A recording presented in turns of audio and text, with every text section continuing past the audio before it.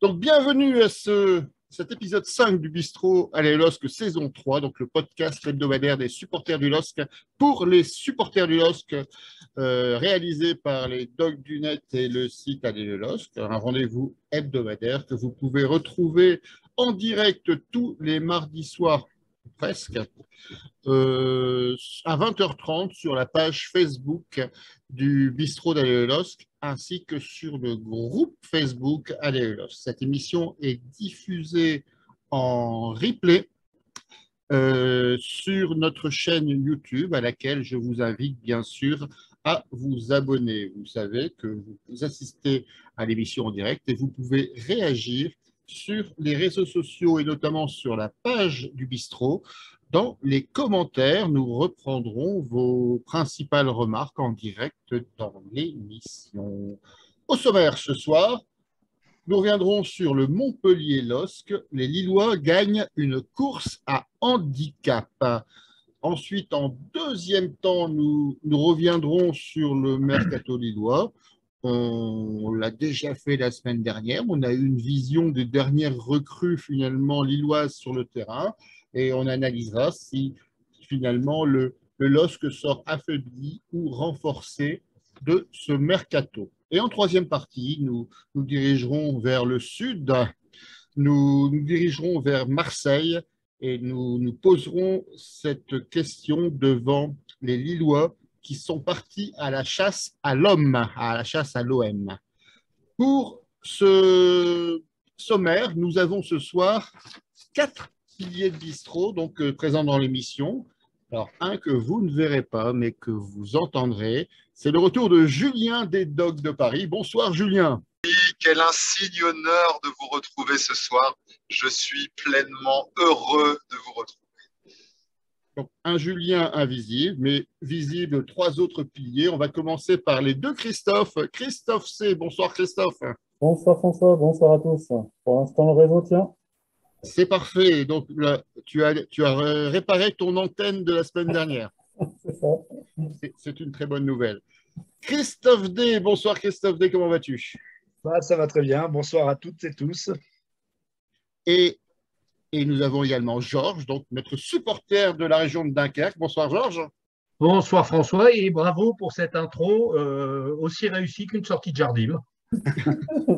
Et j'ai essayé de me surpasser, mais c'est un talent. Hein, c'est un talent. Voilà. Alors pour me rattraper avant de rentrer dans le vif de l'émission, j'ai une question à la con à poser à l'un d'entre vous. Alors, je ne vais pas choisir. Est-ce qu'il y a un volontaire?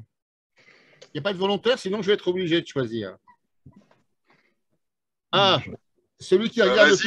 Allez, Julien, c'est pour toi. Je fais mon retour, elle est pour moi. La question n'a rien à voir avec le LOSC, elle a un rapport avec l'actualité. C'est comment on appelle un char à voile parisien?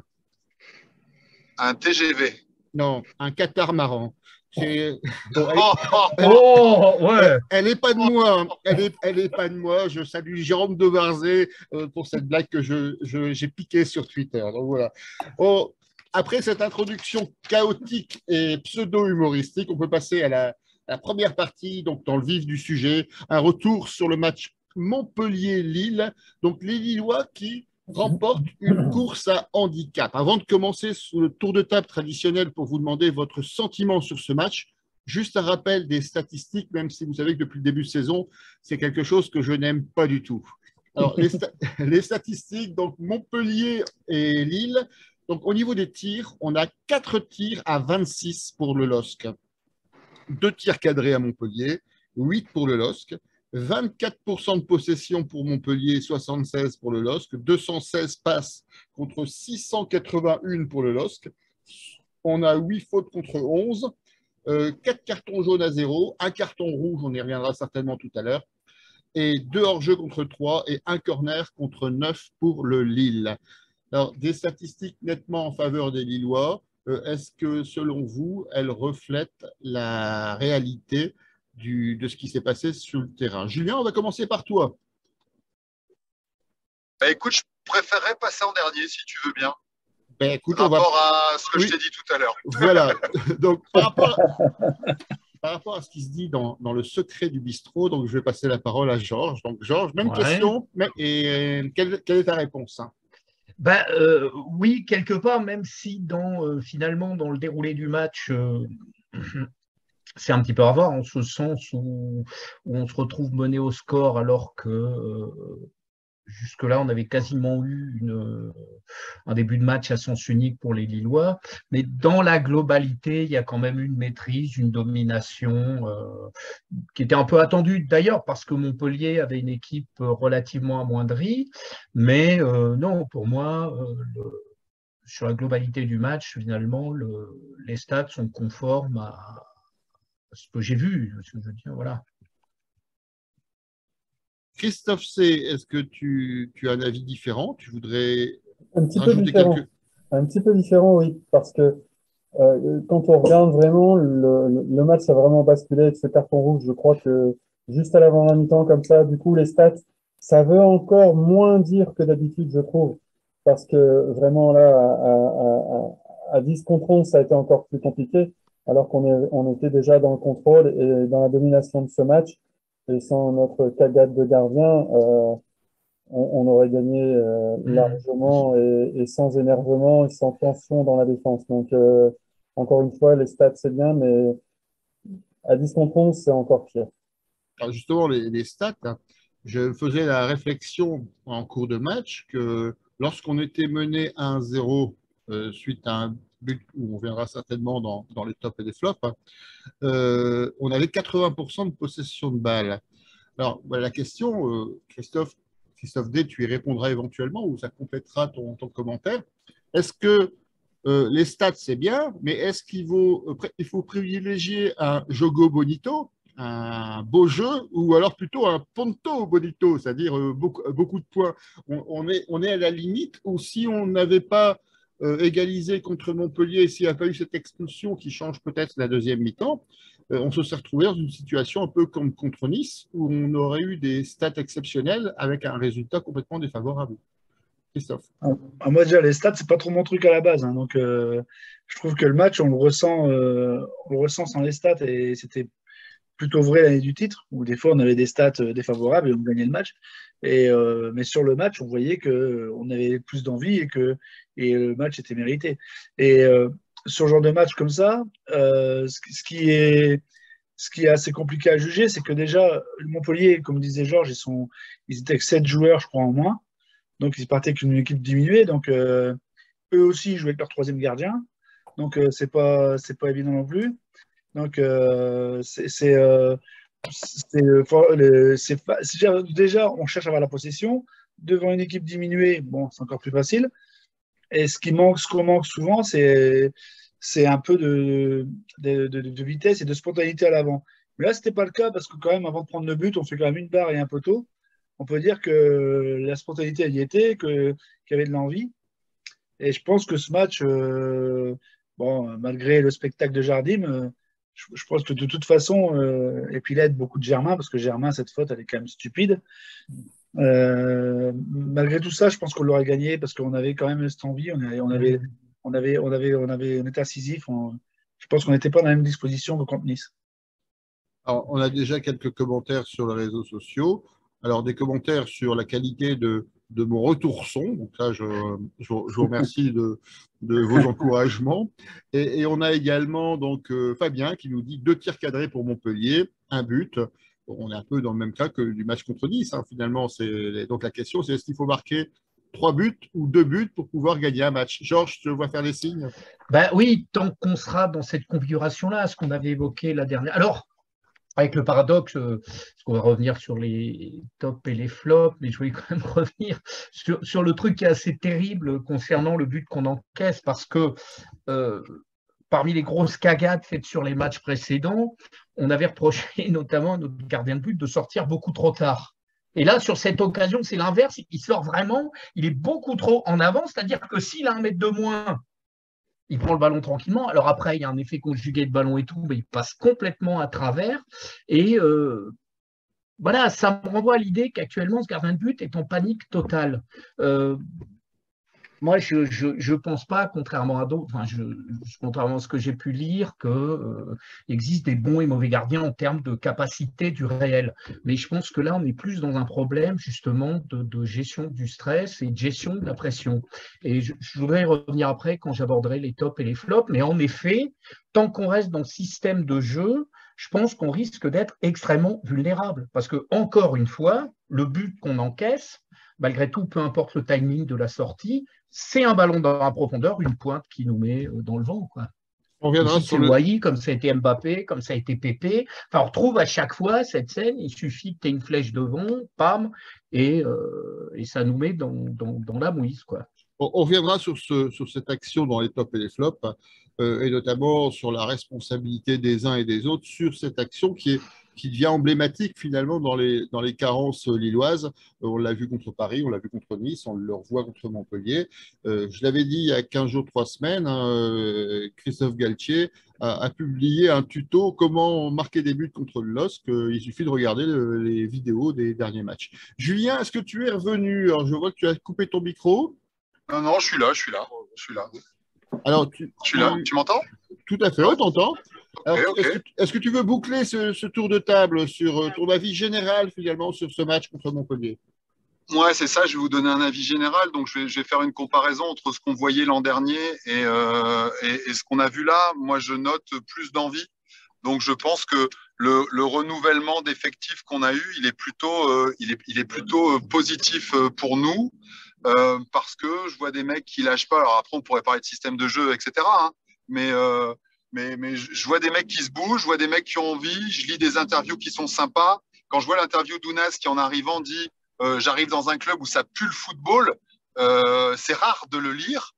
Et je pense qu'en effet, c'est ce qui doit se passer à l'entraînement. Parce que on peut imaginer qu'un Cabella, on sait qu'un Bamba à l'entraînement, c'est hyper impressionnant, quoi. Donc voilà, moi je retiens l'envie qui est différente, qui est nouvelle, et j'ai beaucoup aimé ça. Après, on rentrera dans les détails des tops et des flops, etc. Justement, je vous propose d'entrer maintenant dans le détail des tops et des flops. Et je vais repasser la parole à Christophe C. Est-ce que tu veux commencer ce tour de table? Quels sont tes tops? Quels sont tes flops? Et quels sont les joueurs que tu as remarqués en positif ou en négatif dans l'équipe de Montpellier? Alors, l'équipe de Montpellier, j'ai pas grand-chose parce que les joueurs, les attaquants, Ah, je crois qu'on est en train de Merde. perdre Christophe. Merde. Est-ce que tu nous entends? positifs à Montpellier. Par contre, effectivement, il y a un gros flop. Par contre, à Montpellier, c'est Germain avec un QI foot là-dessus de 2, quoi. 2. C'est pas possible. On peut pas faire une telle connerie juste avant la mi-temps en plus. Donc, il a vraiment foutu le match de son équipe en l'air. C'est vraiment dommage.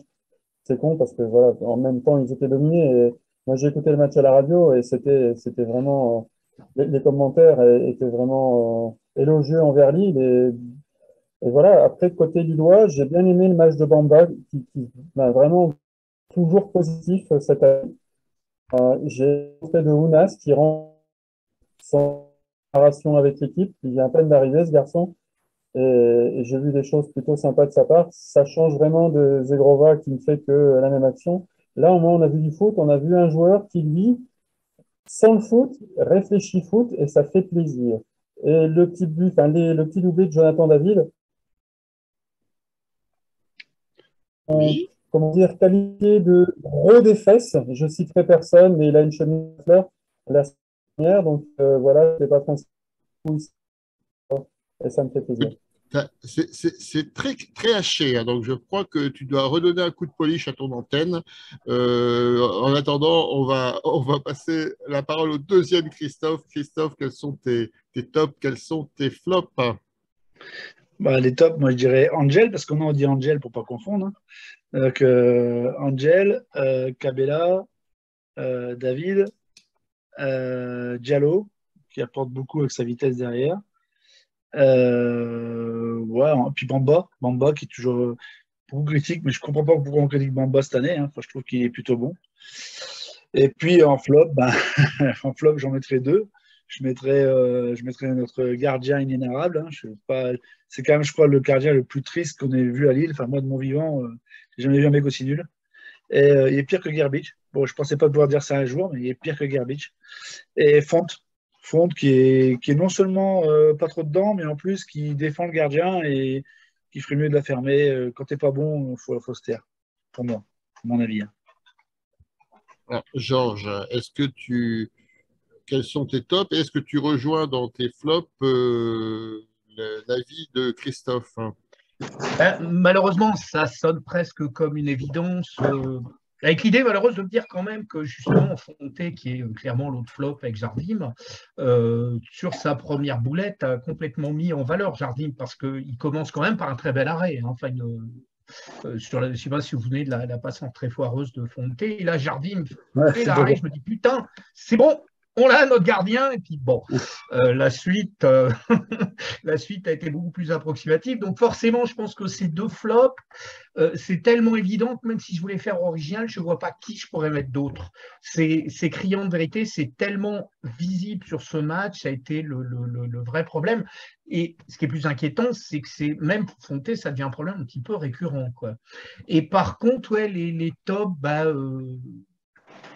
par comparaison, c'est le reste de l'équipe. Et que moi, je veux dire, cette mention spéciale pour Cabella, parce que Christophe faisait le lien avec une équipe où il y a eu un peu moins de liants après. Et je pense vraiment que le facteur X, enfin, l'électron libre du centre de l'attaque, celui qui amène tout et vraiment qui bonifie tous les ballons, c'est Cabella. On l'a vu clairement quand il était sur le terrain, les 5 premières minutes, enfin, à chaque fois, c'est la passe, le décalage qui fait qu'on les déséquilibrait. Et ça a été un petit peu plus compliqué à sa sortie, à 2-1. Et le troisième but tombait parce qu'à un moment, tous les Montpelliérains sont devant, donc c'est le contre-assassin. Mais j'ai trouvé qu'il y avait avec lui une fluidité dans le jeu, comme je l'avais vu face à Auxerre, comme j'ai vu à chaque fois qu'il était là, et comme je l'ai un peu moins vu quand il était absent. Donc, il y a cette espèce de Cabella dépendance. Et ouais, je voudrais mettre aussi un peu plus en avant le petit père Angel Gomez, là, qui montre vraiment puissance et qui a même tendance à devenir un taulier. Je m'étais dit, cette année, ce sera peut-être son année, ça commence à en prendre le chemin, quoi. Alors, on a perdu momentanément, j'espère, Christophe, qui visiblement est sous l'orage et sa connexion est un peu compliquée pour le moment. Julien, est-ce que tu veux terminer ce tour de table des top et flop et après on fera un débat. Avec plaisir. On fera un débat sur c'est quoi la solution justement pour renforcer cette défense. Qu'est-ce que vous préconisez? Donc, tes top et tes flops, Julien. Écoute, en top, comme ils l'ont dit, hein, Cabella, c'est l'excellente surprise de ce début de saison. Et en effet, après qu'il soit sorti à la 60e, c'était moins bien. Alors, il est remplacé par André Gomez qui est arrivé, je ne sais pas combien d'heures avant, mais qui avait quasiment pas d'entraînement avec le groupe. Donc, c'était compliqué ce qu'on demandait à André Gomez. Mais très clairement, j'ai vraiment apprécié Cabella comme le disait Georges, qui bonifie chaque ballon. Donc, moi, j'ai toujours pensé que Cabella était un très beau joueur, un très bon joueur. J'avais plus de doutes sur son envie, son hygiène de vie, etc. Et franchement, je suis ravi qu'il me donne tort. En deuxième top, je mettrais Ounas parce que c'est une excellente surprise. Là, c'est pareil. C'est plutôt le gars que j'imaginais, tripoteur de ballon, incapable de lâcher le ballon. Et j'ai vu un joueur avec une grande technicité faire de très beaux gestes techniques, mais être très simple dans son jeu. C'est-à-dire, je prends, j'élimine, je donne. Et je donne bien. Donc, après si peu d'entraînement, si c'est ça Ounas, écoute, j'ai hâte de le voir titulaire et j'ai hâte de voir Zegrova sur le banc parce que, comme ce qui a été dit, Zegrova, c'est toujours la même feinte, c'est toujours la même chose et c'est un peu trop de dribble pour, au final, essayer de prendre sa chance seul, alors que j'ai vu un Ounas qui est capable certainement de bonifier lui aussi des ballons et de mettre des caviars. En tout cas, c'est comme ça que je l'ai perçu et ça m'a fait hyper plaisir. Troisième, je mettrais aussi Angel Gomez comme les autres. Surtout que j'ai certainement été le plus critique avec ce mec. J'ai cru qu'il ne serait jamais un joueur de foot. J'ai cru que les limites athlétiques qu'on avait vues de lui l'an dernier ne lui permettrait pas d'atteindre le haut niveau et d'être un titulaire au LOSC. Il est en train complètement de me donner tort. Donc c'était peut-être une histoire de schéma de jeu, c'était une question de confiance, ou peut-être encore de préparation, parce que vraiment l'an dernier, je trouvais qu'il n'y avait rien qui allait avec lui. Et là, il me surprend, mais à des niveaux que je n'envisageais pas. D'habitude, c'est 3, mais je vais en mettre un quatrième parce que c'est ma première émission. Et je voudrais dire tout le bien que je pense de Jonathan Bamba. Si je me mets à la place de Fonseca, le premier joueur que je mets sur la feuille de match en ce moment, c'est Jonathan Bamba. Quelle abnégation, quel travail, quelle qualité. Oui, il marque pas. Oui, il marque pas assez. Il a des frappes un peu molles, mais à côté de ça, quel joueur.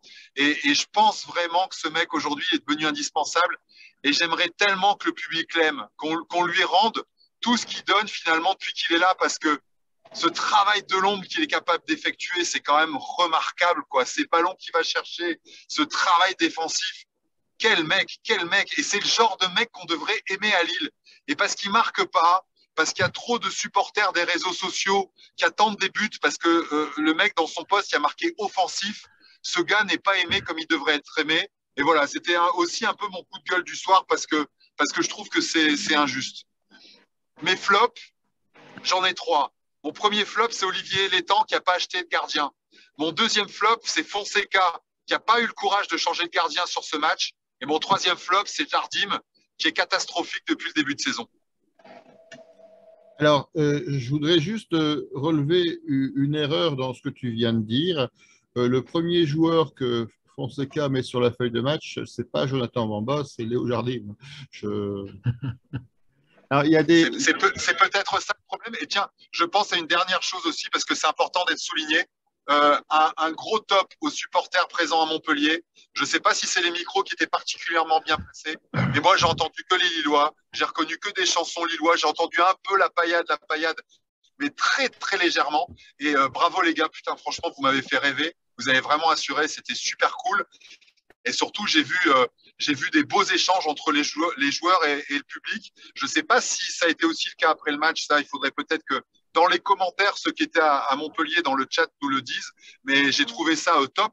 Qu'aussi loin, on parle quand même de Montpellier, il y a autant de Lillois qui se fassent autant entendre. Voilà, ça c'était mon petit clin d'œil aussi de mes tops et de mes flops. Alors, il y a pas mal de réactions sur les réseaux sociaux. Donc, dans les tops, Fabien reprend ceux que vous avez cités, Cabella, Angel, David.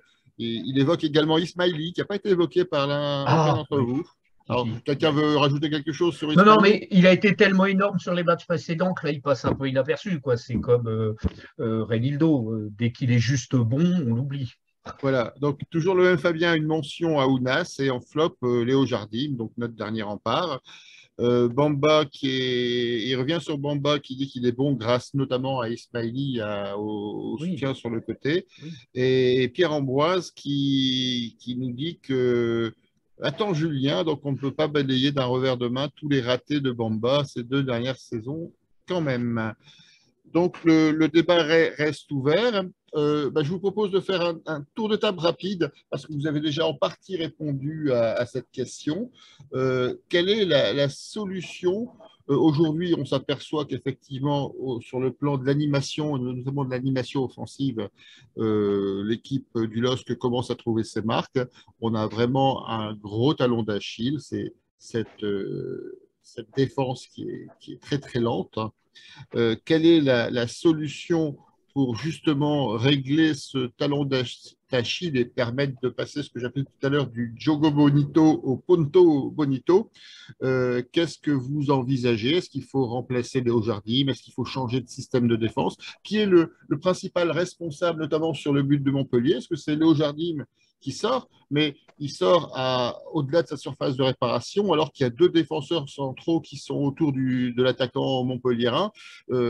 Moi, je ne suis pas persuadé que la responsabilité de Jardim est à 100% engagée sur cette action. Qu'est-ce que vous en pensez? Quelles sont vos solutions pour cette défense lilloise défaillante?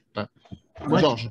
Je me permets, j'ai une théorie avec 2 affirmations. D'abord, faut-il remplacer Léo Jardim? Je pense que oui. Et en même temps, je pense que le timing de gestion d'avoir gardé Léo Jardim aussi longtemps, c'est peut-être pas un mal. Je vais m'expliquer. D'abord, Jardim, je pense, que c'est un gardien de but qui est fait pour être doublure. Et c'est qu'à reprendre l'historique de son passage au LOSC. Il a d'abord été remplaçant de Maignan dans des matchs de Coupe de la Ligue où il a été très bon. Et puis Maignan s'en va. Il se retrouve titulaire, vous vous souvenez, la saison dernière, je ne vais pas revenir dessus, il prend 7 buts en 2 matchs. Il n'est pas totalement responsable, mais on se dit à ce moment-là, il faut peut-être un autre gardien de but.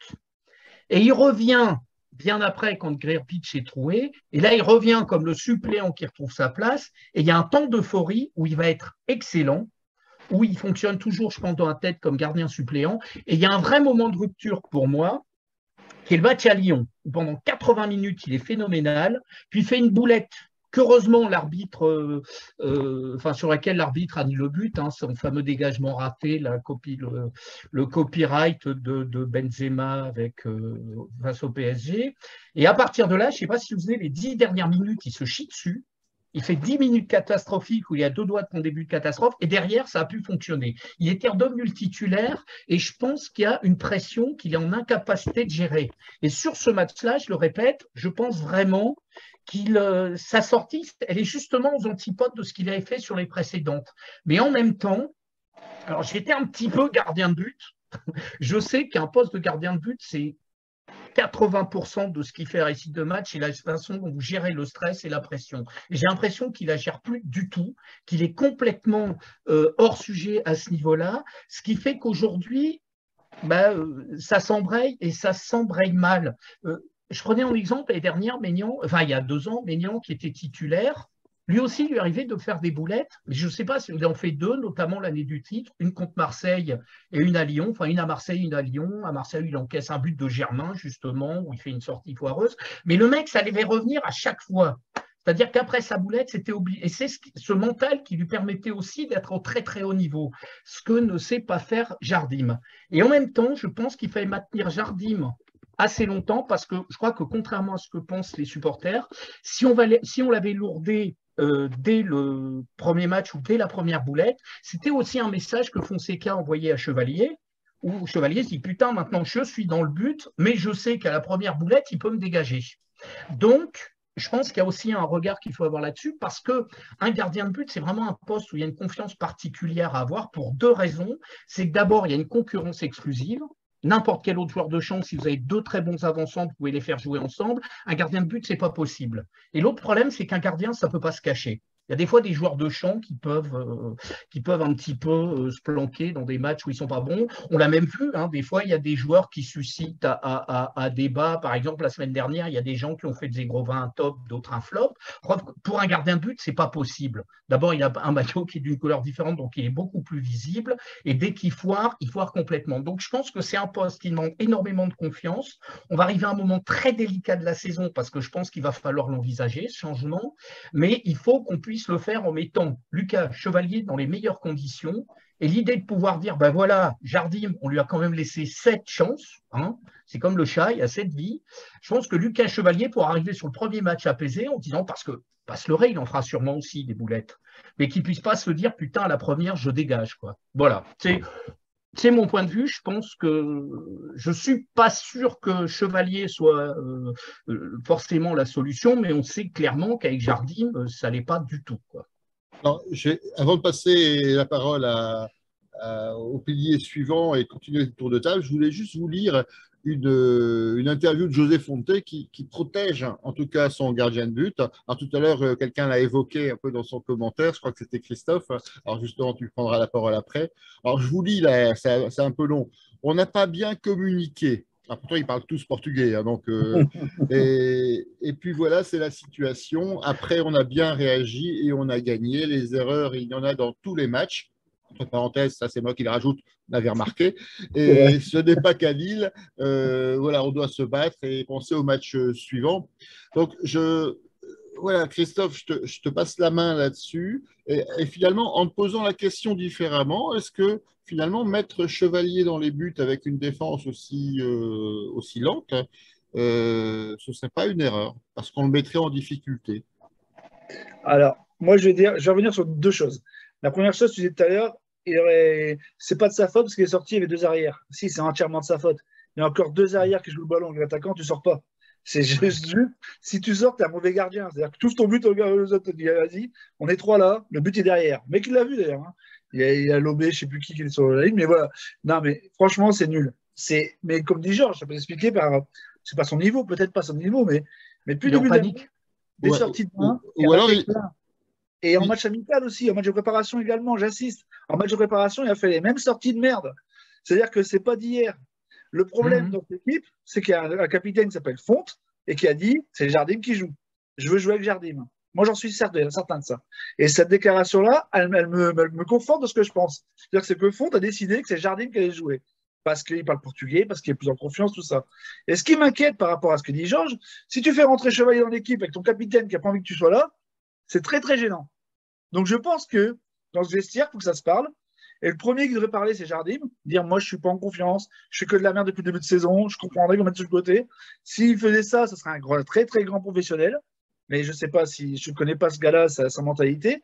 Parce que le vrai problème, il est là. Si tu as un capitaine qui, en plus, n'est pas bon cette année, hein, on ne va pas se mentir, hein, qui n'est pas dans une bonne saison, c'est peut-être sa saison de trop, c'est pas trop, quand on commence à la tourner, qui en plus défend un gardien qui est plus près de la passoire que de la muraille, que le dernier rempart, là, c'est plutôt la dernière passoire. Quoi. Donc, c'est compliqué. Et tout le monde le voit. Je veux dire, j'ai regardé 4-5 commentaires de ce match, il n'y a pas un commentaire qui ne dit pas que le gardien de Lille, il est nul. Enfin, je veux dire, ils ne disent pas comme ça. Hein. Ils disent le gardien de Lille a encore fait une boulette. Le gardien de Lille, une boulette comme à l'accoutumée. Donc, tout le monde l'a vu. Je veux dire, c'est connu de la France entière. Je veux dire, bon, donc, la situation, elle est là. Moi, je pense que les gars dans le vestiaire, il faut qu'ils se parlent.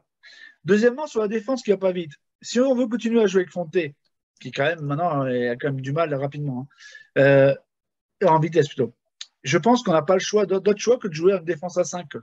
Donc, mettre 2 mecs rapides avec lui.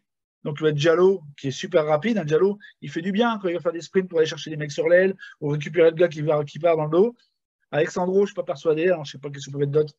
C'est Choyoro, il est trop jeune, je ne sais pas. Diakité, peut-être. Diakité, dans ce cas, tu remets Zedatka en piston sur le côté droit. Voilà. Ou Diakité, ouais, peut-être Diakité. Ou faire descendre André, mais pas très rapide. Mais Diakité et Diallo, pourquoi pas, avec un Fonte.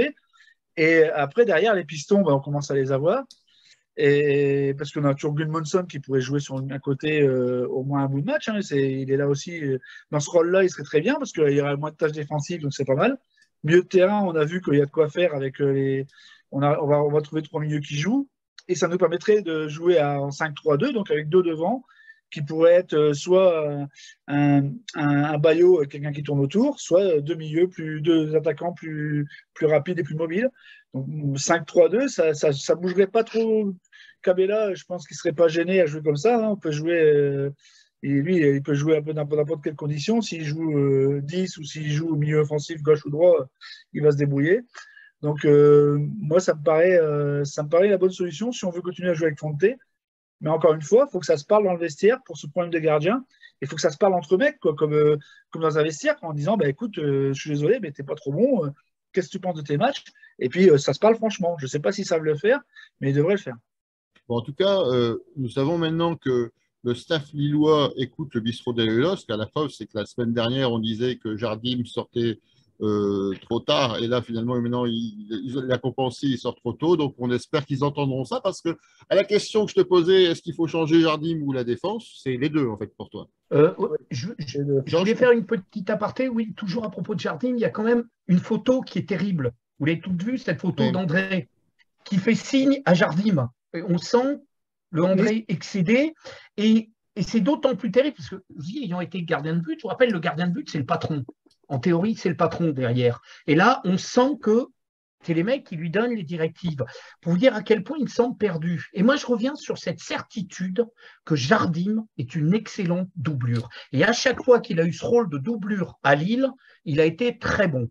C'est quand il est devenu titulaire que ça allait plus. Simplement parce que peut-être être titulaire, la différence entre un remplaçant qui est quelqu'un qui finalement arrive sur le terrain en se disant il ne peut pas m'arriver grand-chose parce que si je foire mon match, je retourne sur le banc, donc là je suis beaucoup plus libéré, qu'un titulaire, c'est le mec qui doit avoir cette capacité de dire c'est moi qui est devant, c'est moi le premier, et c'est moi qui sais que la seule chose, j'ai tout à perdre, moi. J'ai tout à perdre parce que si je foire, je perds ma place. Et ça demande, je pense, un très gros mental que, par exemple, n'avait pas Gerbich non plus. pas oublier que Gerbic est arrivé, c'était une doublure. Et j'ai vu aussi un gardien de but qui avait l'air un peu perdu. Parce que je vous le dis encore une fois, moi, je ne crois pas au mauvais gardien de but intrinsèque. Je veux dire, un gardien de but professionnel, c'est quand même un mec qui a passé toutes les étapes pour arriver au niveau. Donc, il a un potentiel de détente, de prise de balle, de relance. C'est qu'à un moment, il y a un truc qui ne va pas. Et je crois que ça se joue beaucoup dans la tête. Et je vous dis, revoyez. Alors, je serais curieux de voir parce que Gerbic va se retrouver titulaire parce qu'il doit remplacer Oblak. Je serais curieux de voir le match qu'il va faire une fois qu'il va arriver en tant que doublure, sans qu'il ait la pression du titulaire. Donc, voilà. Après, est-ce que Chevalier, lui, est en mesure de l'avoir? Il a eu à Valenciennes, mais Valenciennes, c'est un autre niveau. Alors, il y a Fabien sur les réseaux sociaux qui a une autre idée. Hein. C'est Chevalier devrait sacrifier son compte formation pour apprendre le portugais afin d'être titularisé par Paulo Fonseca. Donc voilà, c'est une idée qui n'engage que lui. Julien, je ne t'ai pas oublié. Tu as entendu les avis des uns et des autres. Est-ce que quel est ton avis? Lequel tu rejoins? Moi, j'aurais bien envie d'y aller step by step ou baby. Ça, c'est une référence pour ceux qui se souviennent des New Kids on the Block. On va finir par citer Victor Hugo à cette allure. Ouais. C'est-à-dire que moi, je pense que la confiance et même la vitesse des défenseurs centraux, et je vais faire comme Georges, je vais dire, et j'ai joué beaucoup défenseur central, sont très liés à la confiance que tu as. Toi, tu as joué gardien, moi j'ai joué défenseur central. Donc, tu vois, voilà. Absolument. Moi, j'étais à la buvette. Hein. Moi, je me prononce en tant que défenseur central. Et donc, ça dépend beaucoup, ton sens de l'anticipation, de la confiance que tu as en ton gardien. Et est-ce que Fonté, c'est l'année de trop? Là, je n'ai pas la réponse. Et pour le savoir vraiment, j'aimerais qu'on change de gardien de but pour avoir un début de réponse et voir avec un autre gardien. Alors, ça veut dire que je ne suis pas du tout d'accord avec Christophe quand je dis ça, forcément. De fait, parce que, alors d'ailleurs, je n'ai pas à être d'accord ou pas d'accord, c'est que la théorie que j'avance ne peut pas fonctionner avec ce qu'a dit Christophe, c'est-à-dire que Fonté imposerait Jardim et donc serait contre l'arrivée de Chevalier. Là, ça ne marcherait pas du tout. Non, rajoute pas le et donc. Je dis, il impose Jardim. C'est ce que j'ai dit. Voilà. D'accord. Ouais. Donc voilà, Julien, moi, je pense que. Faire une aparté en complément de ce que tu dis, en effet, parce qu'on l'oublie, mais souvent, une défense ne peut pas être forte si derrière, tu n'as pas le socle et le gardien. Et combien de fois j'ai vu, depuis le début de la saison, les centraux qui avaient des ballons où ils n'étaient pas trop pressés, préféraient foutre le ballon en touche dans la tribune plutôt que le jouer derrière. Combien de fois c'est arrivé déjà en très peu de temps cette année, quoi. Je suis d'accord. Et enfin voilà, Fonté-Botman, ça n'a jamais été aussi fort que quand Mike Maignan était au top de sa forme l'année où on a été champion. L'année dernière, c'était déjà un petit peu moins bon. Hein. Botman venait d'arriver, alors sauf à ce que vraiment c'était la pioche du siècle. Je pense que si Botman a été aussi tellement bon durant cette saison-là, alors qu'il venait d'arriver et que c'était un petit gamin qui jouait juste en réserve de l'Ajax, il faut quand même le rappeler, c'est aussi parce que derrière, il y avait une muraille et que quand tu es défenseur central avec une muraille derrière, c'est pas du tout la même façon de jouer. Donc, je pense que ça jouait beaucoup. Donc, je dirais d'y aller pas à pas. Et après, sur les solutions, moi, j'aime Diallo, défenseur central. J'aime aussi ce qu'il apporte sur le terrain parce que franchement, il va finir par le marquer, ce but sur corner ou sur coup franc de la tête, parce qu'il a vraiment un très bon jeu de tête. Et le gardien en face, même si c'était le troisième gardien, il a sorti des beaux ballons. Donc moi, je garderai ça, d'autant que je n'ai absolument pas été convaincu par Alexandro sur ce que j'ai vu. Pour moi, le fait qu'il y a encore 18 mois, il était en 3e division portugaise, se sent énormément. La différence, elle est abyssale. Encore une fois, c'était il y a 18 mois seulement. Je crois même que c'est 15 mois, si on est très précis. Je trouve que vraiment, cette différence se sent très fortement.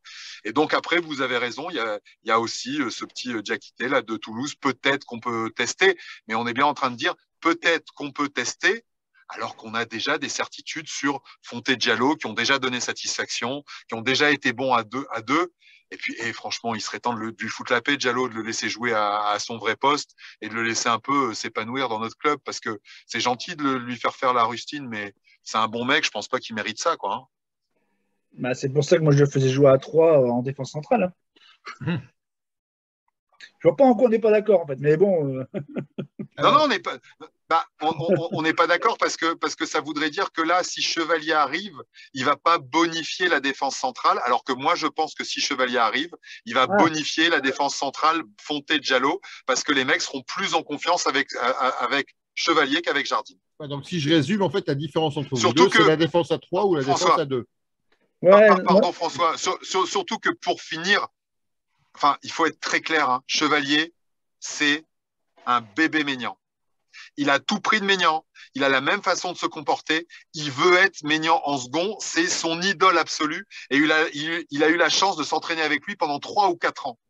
Tout jeune, il avait encore 16-17 ans. Il était déjà dans le groupe et il s'entraînait avec Maignan.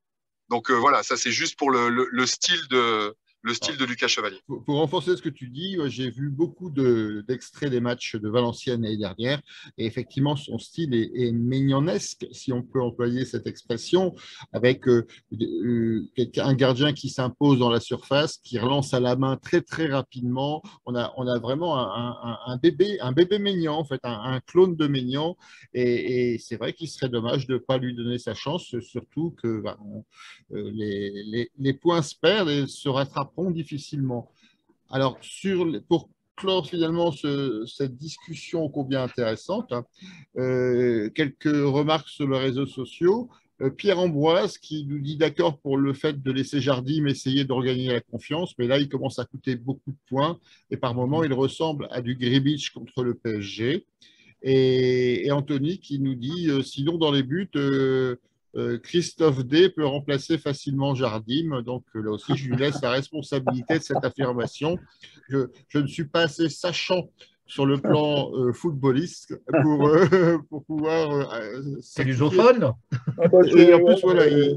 Est-ce que tu parles un peu plus nul, mais ça ne sert pas beaucoup. Hein. Bon, ça va. Tu parles pas portugais? Non. Bon, écoute, merci. On verra. Donc, si le staff technique lillois écoute l'émission, ils peuvent peut-être aller boire une bière pendant les 5 minutes qui viennent de s'écouler. Ce ne sera pas plus mal. Voilà, il est 21h17. 21h17. Nous avons été très bavards sur cette première partie de l'émission. Je vous propose de passer à la deuxième.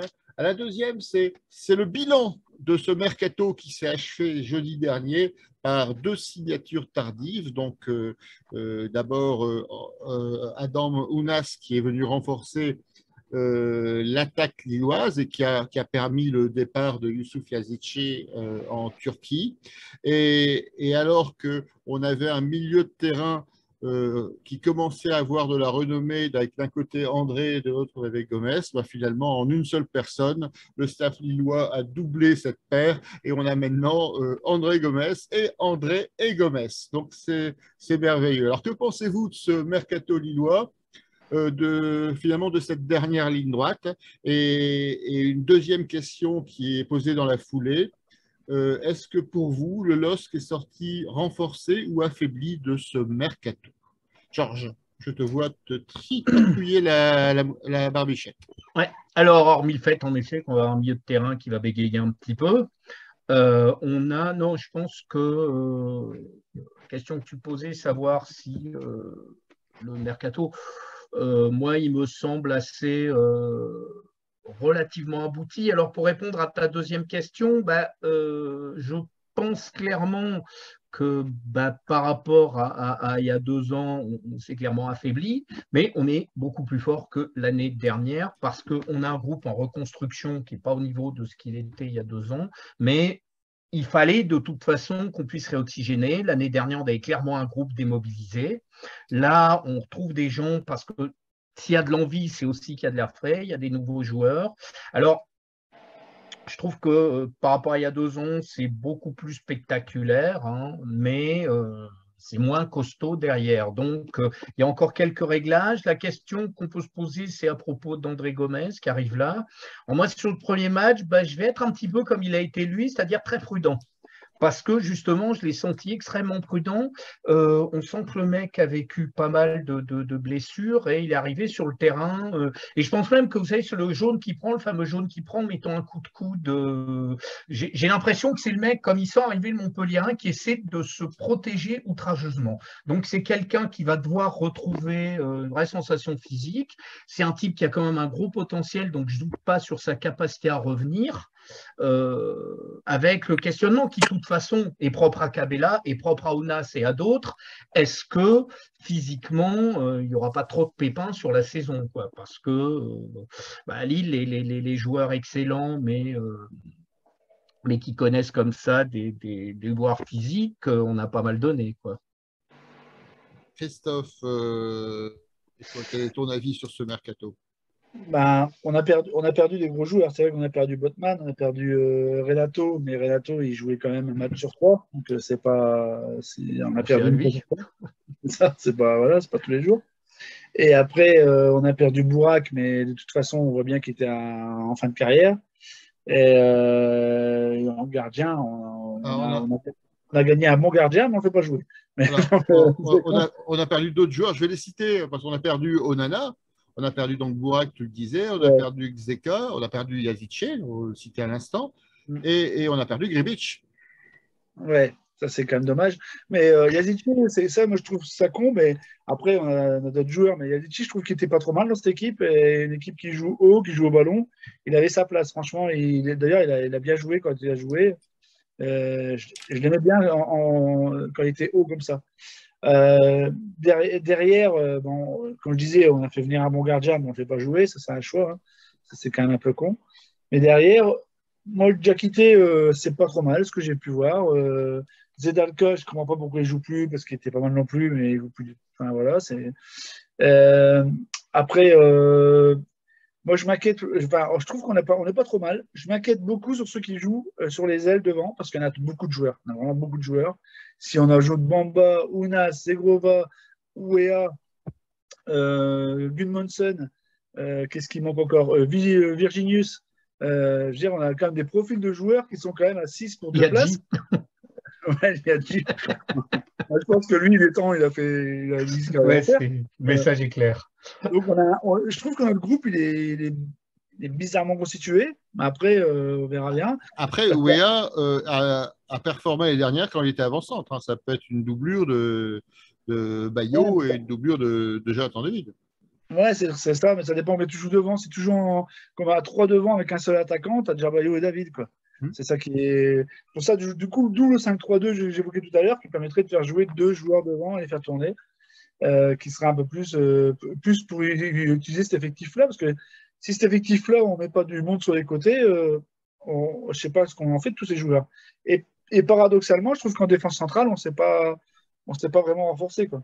On a juste pris Diakité qui vient de Toulouse, bon, qui est peut-être bon, hein, je ne sais pas, mais après, le reste, on va faire avec Diallo au front et puis le jeune Yoro qui pourra jouer un peu, je ne sais pas, peut-être un jour. Donc ça, je trouve que le mercato, il est assez, il n'est pas très équilibré dans les choix des postes, quoi. Je trouve que, mais globalement, le 11 de départ, on peut faire un très bon 11 de départ. Après, c'est dans les blessures et dans les rotations, je ne sais pas trop comment ça va se faire. Et si on va faire des changements tactiques pour faire tourner tout le monde ou pour faire s'adapter aux blessures, on verra bien ce que nous propose Fonseca. Mais je ne comprends pas qu'on n'ait pas pris une personne de plus en stopper et pourquoi pas un autre gardien aussi. Ça, j'ai pas trop compris. Voilà, c'est-à-dire qu'à partir du moment où on ne fait pas confiance à Chevalier, ça veut dire qu'il fallait peut-être un gardien expérimenté pour justement remplacer Jardim. Ouais, voilà, la théorie, c'est la théorie de Georges, comme quoi Chevalier, un jour, il va rentrer et ça, c'est ce qu'on voudrait bien. Non, c'est pas une théorie, c'est mon souhait. Je pense qu'en tout cas, si c'est ce timing, moi, il me paraît cohérent. Ouais, non, mais t'as raison. Maintenant, je ne suis pas dans la tête de Fonseca, mais je me dis le fait qu'il puisse en même temps maintenir Jardim jusqu'à un certain point, c'est un message qui est aussi envoyé à Chevalier, je pense. Ouais. Non, mais dans le sens où, si tu te trouves un match, peut-être qu'on te pardonnera, ce qui peut lui permettre d'arriver avec un peu moins de pression, quoi. Ce serait la bonne version, parce que c'est vrai que ce serait si c'est ça le truc, parce qu'on mise sur lui, moi ça me va très bien, parce que je pense qu'il faut. En plus, c'est un jeune de la formation, c'est pas tous les jours. Donc, en fait, Fonseca serait de la famille des tuches, hein. Tu peux te trouver un match, mais pas 10. Tu peux te trouver Enfin, deux matchs, mais pas 10. j'espère qu'il ne va pas aller jusque 15 quand même. C'est long, hein. Ouais. Julien, est-ce que tu veux réagir sur ce sujet du mercato? Avec plaisir. Écoute, je suis plutôt de l'avis de Christophe. Ça me paraît assez lunaire de ne pas avoir un défenseur central supplémentaire. Ça me paraît lunaire de ne pas avoir un gardien supplémentaire, un gardien de niveau Ligue 1, un vrai gardien.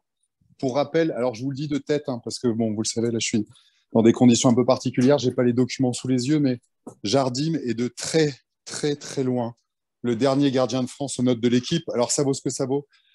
Mais quand on est décroché à ce point, une note sur 10, qu'on sort de mémoire un 3,7, là où l'avant-dernier doit être à 4,5, c'est vraiment la honte. C'est vraiment, vraiment la honte. Et ça prouve à quel point il est médiocre sur la longueur.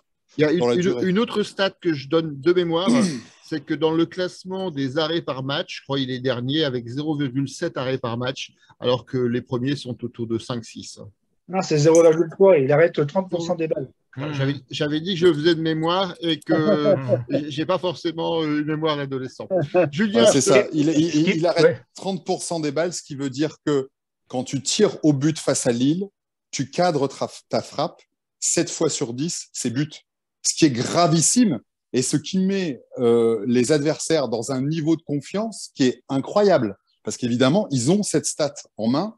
Et cette stat, elle est folle. Donc, ça me paraît très bizarre de ne pas avoir un central supplémentaire et de ne pas avoir de gardien. C'est bizarre aussi de voir cet embouteillage au niveau des milieux offensifs. Sinon, après, je voudrais plutôt louer l'équilibre en termes d'état d'esprit, puisque dans ce recrutement, c'est un mélange de jeunes et c'est un mélange de revanchards et de paris. Mais de paris à pas cher. Jonas Martin, Cabella, Ismaili. Et sur ce qu'on voit pour l'instant, c'est chouette, c'est une réussite. Donc, j'ai tendance à toujours être très critique avec les temps. Là, pour le coup, bravo, parce que ce pari-là semble plutôt gagné sur ce qu'on a vu. Et Ounas, ça, ce sont pour moi, ce sont 4 revanchards. Et ces 4 revanchards-là nous ont pas déçus. Donc, je redis, hein, pour moi, alors Jonas Martin n'a pas encore beaucoup joué, mais Ounas, sur ce qu'on a vu là, sur ce match de Montpellier, Cabella, Ismaili, ouais, c'est vraiment chouette, c'est un pari gagnant. Et puis après, il y a des jeunes, il y a des Diakité, il y a d'autres jeunes qui sont arrivés et qui sont là pour continuer à progresser et peut-être demain les revendre un peu plus cher. Et après, d'un point de vue plus global, on a quand même fait un mercato où on a encore une fois rentré beaucoup d'oseille. Et j'aimerais bien savoir enfin si on a fini de rembourser les dettes de Lopez ou si on doit encore les payer. Parce que je pense qu'on a été les meilleurs en vente. 117 millions, je dis une bêtise si je dis ça. Vous en avez peut-être déjà parlé dans les émissions précédentes. Le Delta, il est à 70, un truc comme ça, c'est pas ça? Ouais, je crois que c'est 117 millions vendus et avec les achats qui sont un peu précipités lors de la fin du mercato, peut-être sous la pression de Fonseca d'ailleurs, hein, qui râlait, ça on ne saura jamais si c'était un élément de négo et une feinte de corps d'Armand pour faire croire qu'on ne cherchait plus rien alors qu'on était en train de verrouiller des dossiers, ou si 48 heures avant, vu la colère de Fonseca, ils sont allés chercher les derniers dossiers qui étaient encore jouables. Ça, je ne sais pas si on le saura un jour, mais en tout cas, c'est vrai que ce recrutement de dernière minute de 23 heures, dernière heure, ça laisse quand même songeur, mais encore une fois, quand on voit l'entrée d'Ounas, l'intelligence de ce garçon, sa technique, sa capacité à bonifier les ballons, moi, j'ai qu'une envie, c'est de le voir continuer à jouer. Alors, pour répondre à ta question, je ne sais pas si ça répondra à la question, Ounas, dans ses déclarations d'arrivée, annonçait que ça faisait déjà quelques jours qu'il était en contact avec le LOSC. Donc, visiblement, ils ont réactivé la piste après l'échec du recrutement de Blas à Nantes. Concernant André Gomes, c'est peut-être plus récent et c'est peut-être effectivement lié à la déclaration de Fonseca qui faisait suite à celle de Sylvain Armand.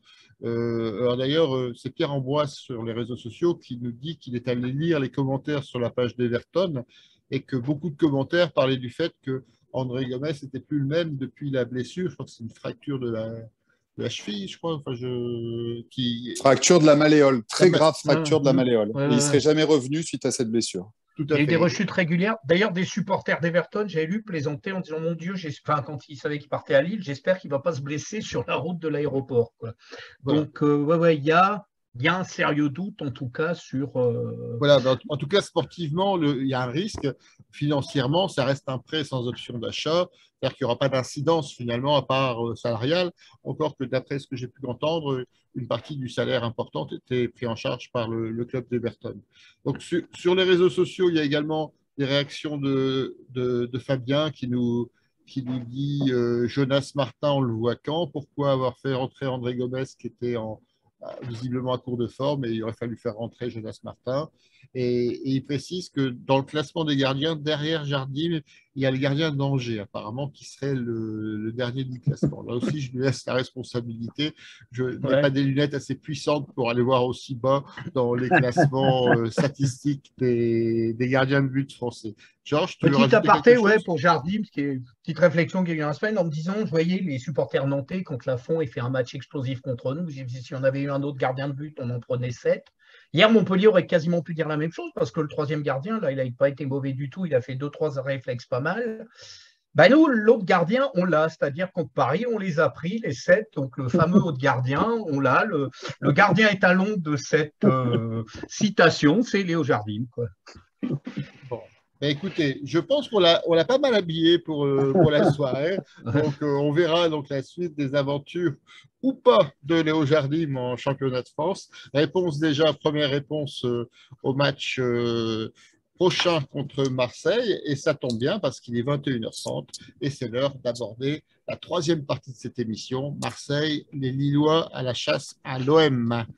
Alors, je vous propose de faire le tour finalement rapidement de votre sentiment sur ce match, qui est un nouveau finalement étalon dans la mesure des qualités lilloises.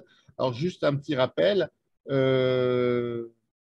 Marseille, sur ses derniers matchs, à 5 victoires et un match nul, donc depuis le début du championnat.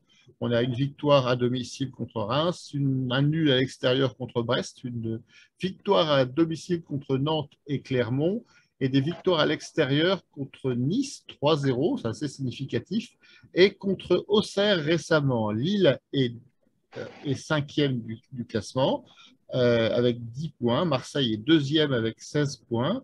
Les goal average sont assez intéressants à analyser. Les deux équipes représentent la cinquième attaque du championnat avec 13 buts marqués, alors que Marseille a encaissé 3 buts, c'est la première défense, tandis que Lille a encaissé 13 buts et la 15e défense. La clé du match ne serait-elle pas justement dans la défense lilloise? Je vous laisse la parole. Georges, on va commencer par toi. Qu'est-ce que tu penses de ce match? Qu'est-ce que tu en attends? Ce match, j'espère qu'il va démentir la citation un petit peu récurrente qu'on a ici depuis le début de saison, c'est-à-dire faible avec les forts et fort avec les faibles. C'est enfin le premier vrai test où je me dis on pourra se mettre à l'épreuve d'une équipe costaud. Le deuxième après Paris. Voilà, sachant que même n'ont joué que des équipes plutôt faciles en ce moment. Enfin, ils n'ont pas eu un début de championnat. Auquel cas, si on les bat, c'est l'OM qui deviendrait l'équipe qui est fort avec les faibles et faible avec les forts. Donc, on peut. Je pense que ce match a cette référence-là. Et surtout, oui, je pense que ça va être un excellent test pour la défense parce que. Je pense clairement que c'est.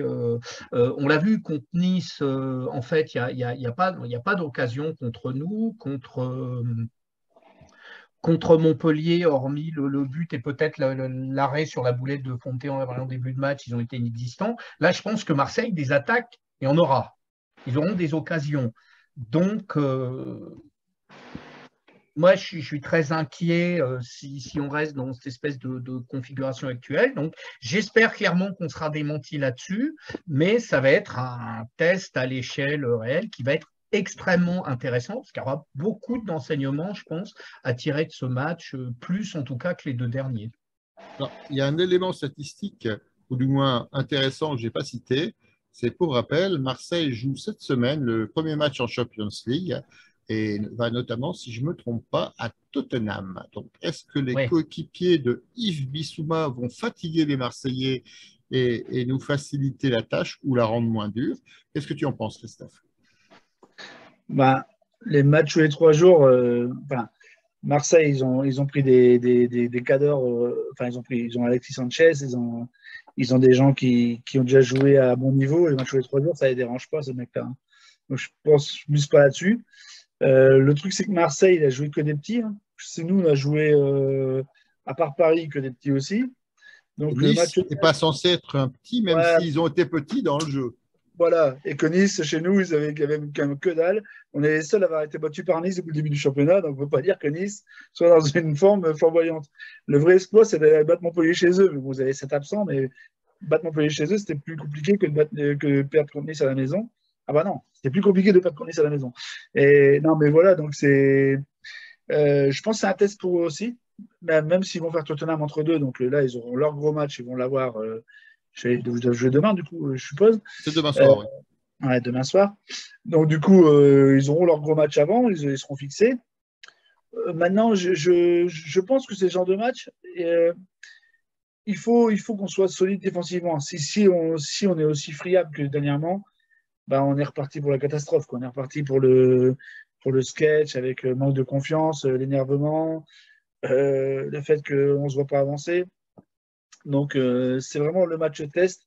Et que Fonseca fasse des changements ou non, parce que là, c'est toujours le danger, hein, quand tu vas rencontrer un gros comme ça, est-ce que c'est le moment de faire des changements ou est-ce que tu attends encore en serrant les fesses? Ça, c'est tout le choix de l'entraîneur, c'est la vie du groupe, c'est ce qui se passe à l'intérieur.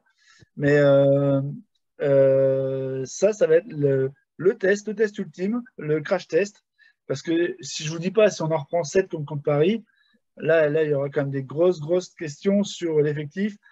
La fameuse maxime de dire fort contre des faibles, faible contre des forts, là, on y sera en plein et on aura des grosses questions à se poser. Donc, je pense que c'est vraiment le match pour lequel il faut qu'on arrive à retrouver une confiance et que, même si on le perd, à la limite, qu'on ait un match serré et que voilà, qu'on soit toujours en mesure de raccrocher au score, quoi.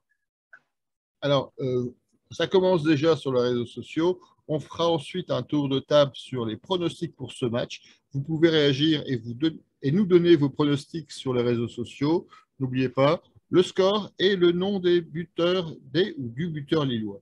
Julien, est-ce que tu veux ajouter quelque chose sur ce match de Marseille? Qu'en attends-tu? Est-ce que Marseille s'est bien renforcé cet été? Est-ce que ces échéances qui vont arriver, championnat, Coupe d'Europe, pourraient à la limite les handicaper, peut-être pas physiquement, mais mentalement, c'est-à-dire au sortir d'un match chargé contre Tottenham, est-ce que justement il n'y aura pas un certain relâchement contre Lille? J'ai envie de te dire que je ne pourrais te répondre qu'après le match de Tottenham en fonction de la physionomie du match et du score du match. Pour l'instant, je suis pas à même de te répondre. Ce qui est sûr, c'est que l'OM, en fin de saison dernière, j'étais hyper inquiet pour eux. Il y avait énormément de départs, de fin de prêt. Enfin, quand je dis que j'étais inquiet, c'est pas parce que je les aime, hein. Je me disais qu'ils avaient mangé leur pain blanc et que maintenant on arrivait au pain noir. Camara qui part gratos, qui était quand même leur meilleur joueur et surtout celui qui valait le plus d'argent, donc qui pouvait leur permettre de rentrer des liquidités pour acheter de nouveaux joueurs.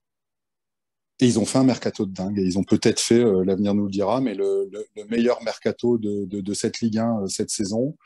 Pablo Longoria s'est transformé en magicien, alors en utilisant beaucoup ses réseaux, ses amis, ses propres agents. Quand on prend la liste des agents, des mecs qui sont arrivés, on note beaucoup de points communs, mais à la limite, on s'en fout, parce que quand tu vois ce qui arrive, la manière dont ça a été renforcé, c'est quand même impressionnant. J'étais aussi inquiet pour eux, parce que le début de saison avec Tudor a été dégueulasse. Alors déjà, tu perds Sampaoli, qui part à la dernière minute, fin juin ou début juillet. T'as Tudor qui arrive, les entraînements sont tellement durs et il parle tellement mal aux mecs qu'on note tout de suite une scission entre joueurs et entraîneurs. Payet va s'en expliquer avec lui, il se fait virer du groupe. Enfin, ça pue la crise. Et en fait, quand tu regardes les scores, les mecs sont deuxièmes, ils jouent, ils sont là. J'ai regardé un long résumé de leur match face à Auxerre. Alors, ok, c'est Auxerre en face, c'est pas très fort, mais franchement, Gerson, il est en feu. Wunder, il fait un gros début de match. Les nouveaux arrivants sont là. Alexis Sanchez est fort. Et il y avait eu 7 changements par rapport au match précédent qui avait aussi été une victoire. 7 changements. Donc finalement, est-ce que ce match de Tottenham va changer quelque chose ou pas? J'ai envie de te dire que s'ils perdent contre Tottenham, mais que Tudor est capable de faire 7 changements et de mettre une équipe compétitive, je t'avoue que je suis relativement inquiet avant ce match. Ce sera un vrai test, il n'y a aucun doute. C'est une vraie équipe, Marseille, cette année. Apparemment, Tudor, il a des vraies idées de jeu. Il les mène vraiment, et c'est bien pour ça qu'ils en ont chié autant sur les premiers entraînements. Il n'est pas là pour rigoler, il n'est pas là pour faire copain. Et chacun a sa chance dans ce groupe, d'où les 7 changements. C'est intéressant, hein, c'est intéressant ce qui est en train de se passer à Marseille. Moi, ça m'interpelle beaucoup, parce que peut-être que pour la première fois, les mecs, depuis bien longtemps, ils vont réussir à sortir des phases de poule et exister dans cette Champions League où ils ont pu exister depuis des années et des années. C'est un super test pour nous. On va voir où on en est. On va voir si on peut exister dans ce championnat dans les 5 premières places. Je pense que c'est ça que ça nous dira. Si on prend une rousse, si on est débordé, on reviendra la semaine prochaine avec notre fort contre les faibles, faible contre les forts. Si on arrive à aller chercher un nul ou si on arrive à gagner, très clairement, on peut jouer top 5 cette année. Ça voudra dire que les idées de jeu de Fonseca aujourd'hui très offensives sont suffisantes pour aller chercher une place dans les 5 premiers dans ce championnat. Alors, on a quelques avis là, sur les réseaux sociaux. Anthony qui nous donne un avis de Normand presque sur l'effectif de l'OM. L'effectif est quand même pas dégueu, pas ouf, mais pas dégueu. Donc là aussi, c'est une analyse certaine. Alors, il revient sur est-ce que finalement ce match ne se résume pas à un duel tactique entre Fonseca et Tudor? Julien, tu veux rebondir là-dessus? Tu étais lancé sur Tudor. Et ensuite, si les autres veulent donner leur avis, finalement. J'en suis intimement persuadé. Voilà. Quand tu vois l'incapacité de Fonseca à répondre à la problématique Paris Saint-Germain, en étant prêt à mourir avec ses idées, à jouer le tout offensif, quitte à se faire défoncer et à prendre la plus grosse défaite de l'histoire du LOSC, là, ça va être un bon test. Est-ce que vraiment ce mec est capable d'adaptation ou est-ce que c'est juste un romantique du foot et il jouera l'offensive toute l'année, quoi qu'il en coûte? Et donc, contre les beaux effectifs, on prendra des roustes ou en tout cas on perdra, je pense, assez largement. Et contre les faibles, on fera des beaux matchs et on ira gagner. Souvent, je pense, pas avec beaucoup plus d'un but d'écart, mais on marquera des buts. Georges, tu rejoins cette analyse? Je ne sais pas si j'ai du mal à profiter. En tout cas, je ne la souhaite pas parce que si c'est juste passer la saison, avoir des matchs spectaculaires contre des équipes faibles, malheureusement, c'est une éventualité. Hein. Je la redoute, mais ce serait quand même terrible de se dire que pour voir mon équipe bien jouer, il faudra juste que je fasse Ajaccio, 3 et Reims. Non, vraiment, et c'est pour ça que je pense vraiment que le match de samedi va être un révélateur de ce point de vue-là pour nous, voir si on est en capacité justement de résister à une opposition. Parce que c'est vrai qu'en l'état actuel des choses, il y a certains matchs qui me font peur. Je pense à un derby qui arrive, qui risque d'être compliqué. Et le match de Marseille est un peu dans cette lignée-là. C'est une équipe qu'on ne connaît pas bien. Je trouve que finalement, les réponses de Normand étaient assez justes. Hein. Je n'ai pas été hyper impressionné par le recrutement fait par les Marseillais. Cela dit, il y a d'autres équipes qui ont eu des recrutements qui m'ont paru plus impressionnants et qui finalement sont un peu sur le carreau actuellement. Donc, moi, je pense que réellement, ça va être ce premier test et j'espère qu'on fera mentir cet adage qu'on répète ici depuis le début, faible avec les forts. Alors, Anthony, dont je louais les capacités d'analyse et d'observation quand il parle de l'équipe marseillaise, nous prouve qu'il a vraiment beaucoup de goût parce qu'il écrit « Belle chemise François Stock ». Donc, je le remercie et je loue ses capacités d'observation. Christophe, si on est faible contre les forts et fort contre les faibles, ça dépend où on met le niveau des faibles, mais si les faibles, c'est les 7 derniers, on va terminer 12e. Ah, c'est une éventualité. Non, on a déjà battu Montpellier qui était peut-être un peu au-dessus. Non, mais hormis ça, je pense que ce qu'on a vu contre Paris, c'est qu'il y avait des replis défensifs qui ne se faisaient pas. Il y avait des compensations qui ne se faisaient pas. Et je ne sais pas si c'était dû au fait qu'on s'est dit c'est Paris, ça va être compliqué et du coup on ne joue pas. Mais c'est pas ce qu'on a vu sur les autres matchs. Je veux dire, je reviens à la deuxième mi-temps à Nantes où on est revenu du 1-0. Je première mi-temps chaotique, on a été dominé 20 minutes, où c'était pas terrible. Et la deuxième mi-temps qu'on a su dominer. Donc, il y a quand même une équipe qui a du caractère. Même si on voit le match de Montpellier, il y a des retours défensifs de Diallo, de Cabella, donc qui prouvent que cette équipe, elle a envie de jouer. Et on parlait de Bamba. Et donc, j'espère qu'on a appris beaucoup du match contre Paris, qu'on va savoir qu'il va falloir en mettre un peu plus que ce qu'on met d'habitude, qu'on aura moins le ballon que contre. On n'aura pas les 75%, 70% de ballon. Et bah, c'est pas grave, il va falloir courir et être efficace quand on sera devant. J'espère que tout ça, ça a été acquis. Et j'espère que, comme disait Julien, que l'entraîneur, il va leur parler un peu de tout ça avant le match et de ne pas partir la fleur au fusil en disant bah, c'est pas grave si on en prend 6, on va en marquer 7. Parce que bah, contre Paris, on n'a pas réussi à marquer 8 déjà, c'était compliqué.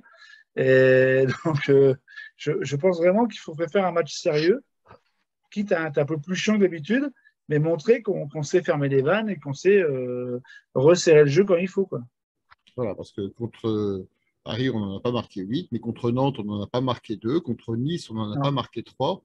c'est vrai. Et c'est vrai on va se retrouver finalement à chaque fois dans cette espèce de course de handicap qui risque de nous handicaper finalement quand on fera le total des points gagnés dans cette saison. Voilà, et pour terminer cette dernière partie et cette émission, je vous propose vos, vos pronostics pour le match de ce week-end. Donc, alors on a sur les réseaux sociaux Fabien qui nous pronostique un 2 buts partout avec un but d'André et un but de Jonathan Bamba. Alors, on va commencer. Christophe, tu opines du chef, donc tu as le droit de Bah, j'allais commencer. dire de partout aussi, donc, mais moi je dirais Diallo et David. D'accord. Julien, je ne vois pas si tu opines, mais en tout cas, je te passe la parole. Quels sont tes pronostics pour le match de Marseille? Je n'opine pas, mais je vois un match ouvert et j'imagine un 3-2 pour Lille pour imaginer en effet jouer une des 5 premières places cette saison. Les buteurs? Ounas, doublé de David. Ounas, doublé de David. Georges? Bah, moi, comme la semaine dernière, hein, il y a le double pronostic. Avec Jardim, je voyais aussi un 3-2 pour Lille. Les buteurs, je pense que David va augmenter son capital but. Ouais, peut-être le premier d'Ounas. Les défenseurs marquent pas mal en ce moment, donc peut-être le premier de fond pour revenir à. Donc 3-2 si c'est Jardim, et 3-0 avec Chevalier. Bon. Les mêmes buteurs. Alors, Anthony nous fait 2 remarques. D'abord, un pronostic, 2-1 pour Lille. Et ensuite, après avoir jugé ma chemise, il trouve que Viox est incroyable, toujours impeccable. Donc voilà, je transmets l'information. Il est temps de terminer cette 5e émission du Bistrot d'Allelos, il est 21h47. Donc, je voulais remercier, comme d'habitude, tous les internautes qui nous suivent régulièrement, qui interviennent sur les commentaires et qui partagent nos différents médias, notamment les replays qui va être publié dans le courant de la nuit sur notre chaîne YouTube. Donc, abonnez-vous et partagez. Je voudrais remercier les piliers du bistrot qui ont participé à cette émission. Je vais commencer par le disparu. Merci à Christophe C qui a dû nous abandonner à cause de l'orage et d'une défaillance de son réseau. Merci à Julien, qu'on n'a pas vu, mais on a apprécié les capacités d'analyse. Bonsoir, merci Julien. À toi, François. Merci. Et la prochaine fois, je serai bel et bien visible. Vous aurez le droit de voir mon magnifique bronzage estival. On attend ça avec impatience. Alors, il est aussi bronzé, donc merci Christophe de ta participation. Merci à vous et je vous recommande ce magnifique livre et ce magnifique film, Effroyable Jardin. Superbe film.